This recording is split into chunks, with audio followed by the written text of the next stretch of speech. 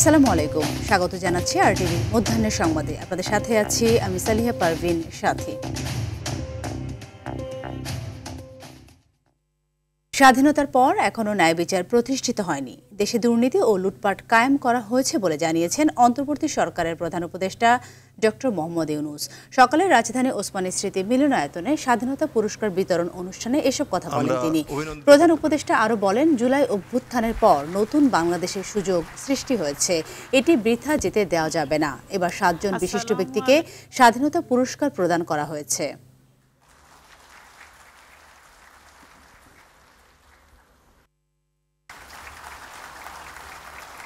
মরণোত্তর পুরস্কার দেওয়ার চাইতে জীবদ্দশায় পুরস্কারটা পেলে যে আনন্দ দেশের জন্য এবং পরিবারের জন্য, ব্যক্তির জন্য, তা মরণোত্তর পুরস্কারে পাওয়া যায় না। যাকে আমরা সম্মান দেখাচ্ছি তিনি আমাদের সঙ্গে নেই।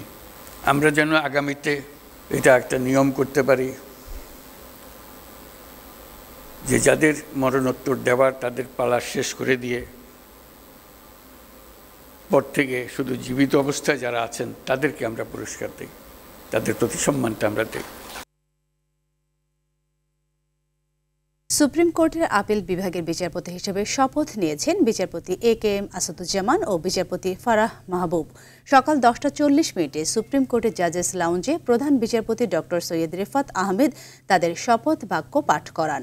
শপথ অনুষ্ঠান পরিচালনা করেন সুপ্রিম কোর্টের রেজিস্ট্রার জেনারেল আজিজ আহমেদ ভূঁইয়া। শপথ অনুষ্ঠানে উপস্থিত ছিলেন আপিল ও হাইকোর্ট বিভাগের বিচারপতি attorney general Mohammad Asaduzzaman, supreme court bar সভাপতি ব্যারিস্টার মাহবুব উদ্দিন খোকন সহ অনেকে। এর আগে সোমবার হাইকোর্টের বিচারপতি এ.কে.এম. আসাদুজ্জামান ও বিচারপতি ফারাহ মাহবুবকে আপিল বিভাগের বিচারপতি হিসেবে নিয়োগ দেন রাষ্ট্রপতি।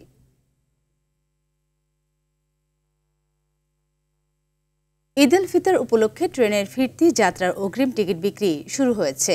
আজ বিক্রি হচ্ছে 4 এপ্রিলের আন্তনগর ট্রেনের টিকিট। সকাল 8টায় শুরু হওয়া পশ্চিমাঞ্চলের আন্তনগর ট্রেনের টিকিট প্রায় শেষ। অন্যদিকে দুপুর 2টোয় বিক্রি শুরু হবে পূর্বাঞ্চলের আন্তনগর ট্রেনের টিকিট। এদিকে ভোগান্তি এড়াতে আগ থেকে রাজধানী ছাড়ছেন যাত্রীরা। গত 15 মার্চ যারা টিকিট কেটেছেন তারা আজকের ট্রেনে যাত্রা করছেন।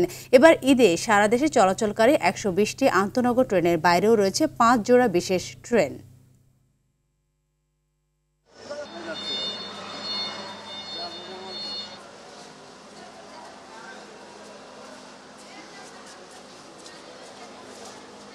মাদ্রাসায় ছুটি হয়েছে, দেশে যাচ্ছি ঈদ উপলক্ষে। বাড়িতে যাইতেছি, অনেকদিন পর যাইতেছি। বাবা মার সাথে দেখা হবে, বোনের সাথে দেখা হবে। লোকজন বেশ অবাধে চলাফেরা করতেছে, আসা করতেছে এবং আইনের লোকজনও সহায়তা করতেছে। 27 তারিখ থেকে আমাদের স্পেশাল ট্রেন যাবে। আর আগামীকালকে থেকে আপনারা জানেন আমাদের একটা নরসিংদী কমিউটার ট্রেন নামে ভৈরবের ঢাকা ভৈরব একটা ট্রেন নতুনভাবে প্রবর্তন হবে, সেটা যাবে। দর্শক, এই মুহূর্তে কমলাপুর রেল স্টেশনে রয়েছেন সহকর্মী আশিকুল আলম, সরাসরি যুক্ত হচ্ছে সেখানে। আশিক, জানাবেন ফিরতি যাত্রার অগ্রিম ট্রেনের টিকিট বিক্রি কার্যক্রম নিয়ে সর্বশেষ কি তথ্য রয়েছে আপনার কাছে, আর আগামী যাত্রায় যাত্রীদের চাপ কেমন দেখতে পাচ্ছেন?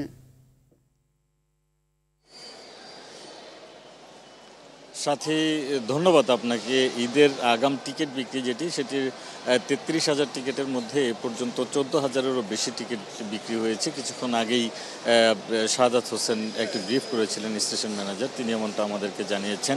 আরেকটি বিষয় যেটি আপনি জানতে চেয়েছেন যে ঈদ যাত্রায় এবার গতকালকে যেমনটা আমরা দেখেছিলাম যে ঈদের যাত্রা কিন্তু শুরু হয়েছে, আজকেও কিন্তু তেমনটাই আমরা দেখছি। মোটামুটি বেশ স্বাচ্ছন্দ্যেই কিন্তু অনেকেই খুব ঝুঁকি ঝামেলা এড়িয়ে আগে থেকেই ঈদ করার জন্য পরিবার পরিজন নিয়ে ঢাকা ছাড়ছেন এবং অনেকেই কিন্তু তাদের স্বজনদের কাছে যাওয়ার জন্য উদ্গ্রীব ছিলেন। সেটা তাদের আকাঙ্ক্ষিত, সেই আকাঙ্ক্ষা পূরণের জন্য কিন্তু তারা যাত্রা শুরু করেছেন। আমরা বেশ কিছু যাত্রীর সাথে কথা বলেছি। সকাল থেকে এ পর্যন্ত 21টি ট্রেন ছেড়ে গিয়েছে, কিন্তু কোনো ট্রেনই বিলম্ব করেনি। প্রতিটি ট্রেনই ঠিক সঠিক সময়ে ছেড়ে গিয়েছে এবং আজকে টোটাল 43টি ট্রেন যাবে আন্তনগর এবং 25টি ট্রেন রয়েছে এছাড়াও, সেগুলোও ছেড়ে যাবে এবং সবগুলো ট্রেনই সময় মতো ছেড়ে যাবে বলে আমাদেরকে স্টেশন ম্যানেজার জানিয়েছেন। এবং অনেকের কাছেই কিন্তু আমরা শুনেছি যে অন্যান্য বারের তুলনায় টিকিট কালোবাজারি নিয়ে যে ধরনের অভিযোগ থাকে, যাত্রীদের যে ধরনের অভিযোগ থাকে বা অন্যান্য যে ধরনের ভোগান্তি থাকে অন্তত স্টেশনে এসে,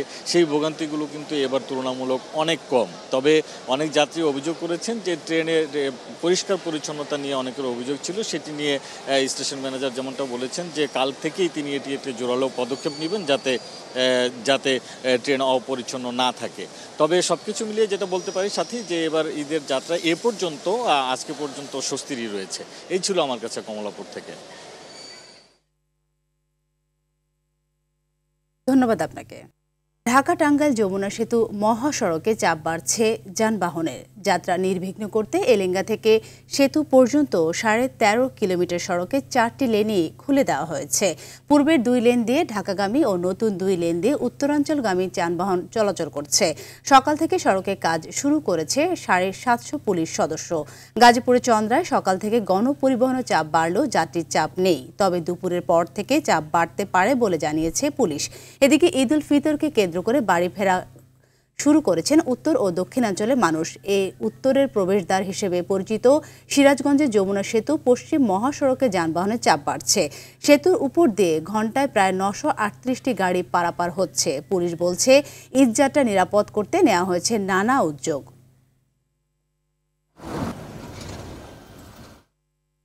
ঢাকা আরিচা মহাসড়কে যাত্রীবাহী বাসে অস্ত্রের মুখে যাত্রীদের জিম্মি করে ডাকাতির অভিযোগ উঠেছে। সোমবার রাতে মহাসড়কের CNB এলাকায় এ ঘটনা ঘটে। যাত্রীরা জানায়, মানিকগঞ্জগামী শুভযাত্রা পরিবহনে একটি বাস ঢাকা আরিচা মহাসড়কের সাভারের রেডিও কলোনি এলাকায় পৌঁছলে যাত্রী বেশে 4-5 জন ব্যক্তি বাসে ওঠে। এরপর তারা দেশীয় অস্ত্রের মুখে যাত্রীদের জিম্মি করে একাধিক যাত্রীর কাছ থেকে মোবাইল ফোন, নগদ টাকাসহ মূল্যবান জিনিসপত্র লুট করে CNB স্ট্যান্ডে চলন্ত বাস থেকে নেমে পালিয়ে যায়। ঘটনার পর বাসটি জাহাঙ্গীরনগর বিশ্ববিদ্যালয়ের প্রধান ফটকের সামনে নিয়ে গেলে এই ঘটনায় জড়িত সন্দেহে বাসের চালক, হেল্পার, কন্ট্রাক্টর সহ এক যাত্রীকে আটক করা হয়। পরে বিশ্ববিদ্যালয় প্রশাসন আটক 4 জনকে সাভার থানা পুলিশে সোপর্দ করে। নতুন গাড়ির শোরুমে গাড়ির টেস্ট ড্রাইভিংয়ের কথা বলে দামে গাড়ি ছিনতাই চক্রের হোতা আহসান হাবিব মাসুমকে আটক করেছে Dhaka metropolitan police. DMP media সেন্টারের সংবাদ সম্মেলনে এই তথ্য জানান রমনা জোনের ডিসি মাসুদ আলম। তিনি জানান, আটক হাবিব পেশায় ইঞ্জিনিয়ার হওয়ায় খুব দক্ষতার সাথে কৌশলে গাড়ি ছিনতাই করত। রাজধানীতে একাধিক গাড়ি ছিনতাই করেছে সে। এছাড়া বাসায় ফ্ল্যাট ভাড়ার কথা বলতে গিয়ে পিস্তল দিয়ে মোবাইল ছিনতাই করে সেই মোবাইল দিয়েই গাড়ি ছিনতাই করত। এ সময় ঈদকে সামনে রেখে ছিনতাই রোধে পুলিশের নানা তৎপরতা বৃদ্ধি করা হয়েছে বলে জানান ডিএমপির এই কর্মকর্তা। ঈদকে সামনে রেখে আমাদের ব্যাপক ডেপ্লয়মেন্ট এবং ব্যবস্থাপনা আছে। আমরা যেমন রাতের বেলা একটা করি যে চেকপোস্ট আছে, মানে এটা একেবারে ভিজিবল, কিন্তু চেকপোস্ট এবং টহল এবং ওই যে মোটর সাইকেল, যেটা আমরা মূলত প্রত্যেকটা থানায় কিন্তু 8টা-9টা করে মোটর সাইকেল দেওয়া আছে, যে এই মোটর সাইকেল নিয়ে আমাদের ওই সাব ইন্সপেক্টর, ASI বা কনস্টেবল তারা কিন্তু চষে বেড়াচ্ছে। আর এর পাশাপাশি এখন যেন ঈদকে সামনে রেখে আমাদের অক্সিলিয়ারি ফোর্স দিয়েছে। এবারে আন্তর্জাতিক প্রসঙ্গ। সৌদি আরবে রাশিয়া ও যুক্তরাষ্ট্রের মধ্যকার রাশিয়া ইউক্রেন যুদ্ধবিরতি আলোচনা শেষ হয়েছে। সোমবার সৌদি আরবের রাজধানী রিয়াদে রাশিয়া ও যুক্তরাষ্ট্রের প্রতিনিধিরা একটি বৈঠক বসেন। আলোচনায় কৃষ্ণ সাগরে যুদ্ধবিরতি বাস্তবায়নের ইস্যুটি প্রাধান্য পায়। এটি বাস্তবায়িত হলে ইউক্রেনীয় জাহাজ কৃষ্ণ সাগরে ব্যবহার করে অবাধে শস্য রপ্তানি করতে পারবে। বিপরীতে মস্কো তাদের দেশীয় পণ্যের উপর পশ্চিমা দেশগুলো আরোপিত নিষেধাজ্ঞা প্রত্যাহারের আহ্বান জানিয়েছে। এদিকে হোয়াইট হাউস জানিয়েছে, রাশিয়ান প্রতিনিধিদের সাথে তাদের ফলপ্রসূ আলোচনা হয়েছে। তবে যুদ্ধবিরতি নিয়ে চলমান আলোচনার মধ্যে ইউক্রেনের সুমি শহরে ক্ষেপণাস্ত্র হামলা চালিয়েছে রাশিয়া। হামলায় অন্তত 90 জন আহত হয়েছে। ইসরায়েলে ভয়াবহ বোমা হামলায় অবরুদ্ধ গাজা উপত্যকায় এক সাংবাদিক সহ অন্তত 60 ফিলিস্তিনি নিহত হয়েছে। এছাড়া আহত হয়েছে আরও শতাধিক ফিলিস্তিনি। এ নিয়ে অঞ্চলটিতে মোট নিহতের সংখ্যা দাঁড়ালো 50,082 জনে। ফিলিস্তিনের স্বাস্থ্য মন্ত্রণালয় জানায়, বোমা হামলা এখনও অব্যাহত রেখেছে হানাদার ইসরায়েল। তাই নিহতের সংখ্যা আরও বাড়বে বলে আশঙ্কা করছে তারা। এদিকে ফিলিস্তিনের পশ্চিম তীরে অস্কার বিজয়ী ডকুমেন্টারি পরিচালক হামদান বেলাল সহ 3 ফিলিস্তিনিকে গ্রেপ্তার করেছে ইসরায়েলি সেনারা। সংবাদ মাধ্যম আল জাজিরা এক প্রতিবেদনে জানায়, এই 3 ফিলিস্তিনির উপর হামলা চালিয়ে IDF এর কাছে সোপর্দ করে পশ্চিম তীরে অবৈধভাবে বসতি স্থাপনকারী ইসরায়েলিরা।